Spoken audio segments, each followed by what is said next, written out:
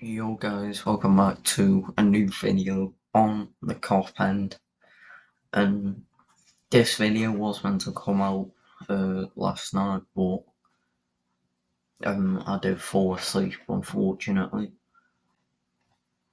so it's coming out this morning, and you will get the preview video also out tomorrow, no today, so and maybe another transfer news roundup video later on tonight or early tomorrow. So anyway, let's get straight into it. So first of all, the man on your screen, Piero Hincapie. Don't know if I'm saying the name right, but at the moment he's probably the most likely centre back to join the club.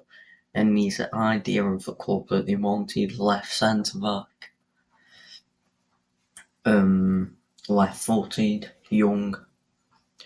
And this is one that I'm very happy with. If we can get this one through, even after Klopp's comments yesterday where he kind of shut down the centre-back thing, but he never actually said that we're on the transfer market. But this is what report I'm gonna tell you right now. So Piero Hincapie would love a move to the Premier League. Any bid around 35 million could make Hincapie push for the move. So it was coming out about 2 or 3 days ago, 60 million, 65, numbers like that. But if you put a bid in of 35 million, Hincapie will force a move basically. Which 35 million for him is an absolute steal. So I hope this one does materialise and he does become a Liverpool player, because this will be a steal of a deal. Also rhymes though. So next up is Manu Kone. So this was another report that came out yesterday from a reliable journalist, I forgot who it was, and it said Gladbach expecting Liverpool to make an offer for Manu Kone. After his injury, he's become cheaper. His price tag was 50 million euros before, but now it's around 35 million euros. So 35 million euros is about 31 million. But guess what price tag we thought he was always at, to be fair, around that. But this journalist is saying no, it's 50 million euros. And it's a big claim to say that Gladbach are expecting Liverpool to make an offer for Kone, which is a big statement. Do I think we will? Maybe, but I think the transfer business that we do will be the last 2 or 3 days. We've currently got 5 days left, if I'm right. 1, 2, 3. Yeah, 5 days left in the window. So hopefully we can get someone in. And I will be happy with Manu Kone, despite people saying he is a bit injury prone. But I will be happy with that, and he is that versatile midfielder role that we are on about. So last up, I'm just gonna read these things that Jurgen Klopp has said, and yeah, just give you my thoughts on it. So we cannot put sticks around the area and hope that nobody will run through. That's how it is. I have no problem with that. We do really well, and as long as it is by the rules, I have no problem. So there he is on about the other clubs with the spending, so like the Man Cities, Chelsea's. And then also what he says is probably the most out there one is, since I've been here, we've had to live within our means. The club has had to, and of course that doesn't make it easier. The problem is not our situation, it's just in comparison to the other main teams, that's pretty much the thing. Basically come out there and calling out FSG really with the second one.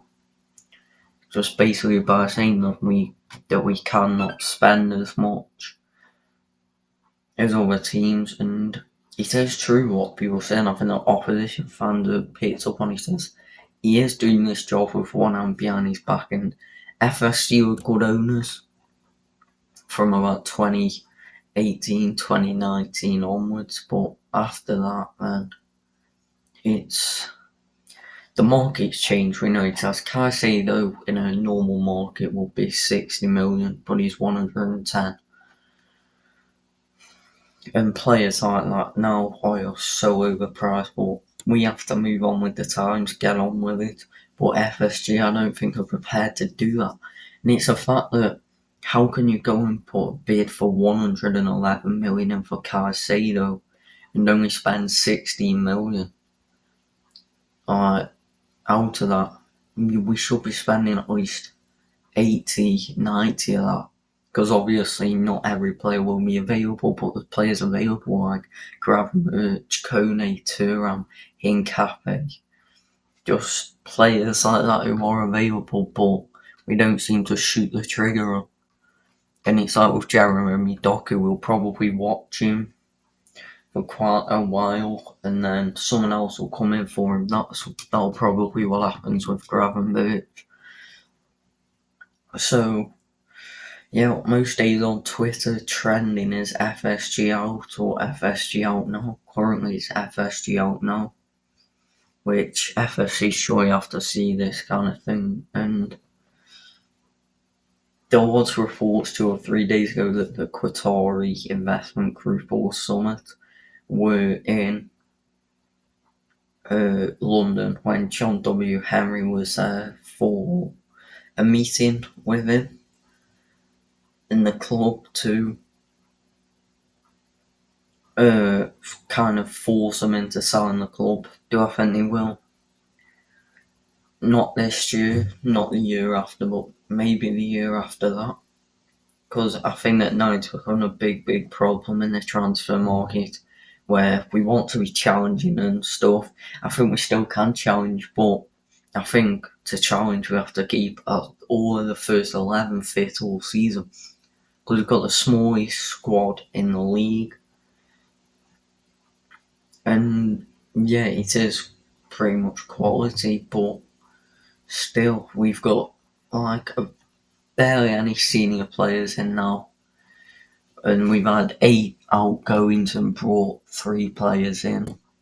So it is poor in the transfer market, and the net spend from FSG in the past 5 summer windows is 19-20 32.6 million, 20-21 57.4 million, 21-22 49.3 million, 22-23 48.5 million, 23-24 61.8 million, which is poor. And I think that something like Bournemouth have got a higher net spend than us in the last 2 windows or summit, which is once again poor for a club after we are the biggest club in England, but we act like a small club recently in the transfer windows. But anyway, guys, that is the video done. Make sure to like and subscribe.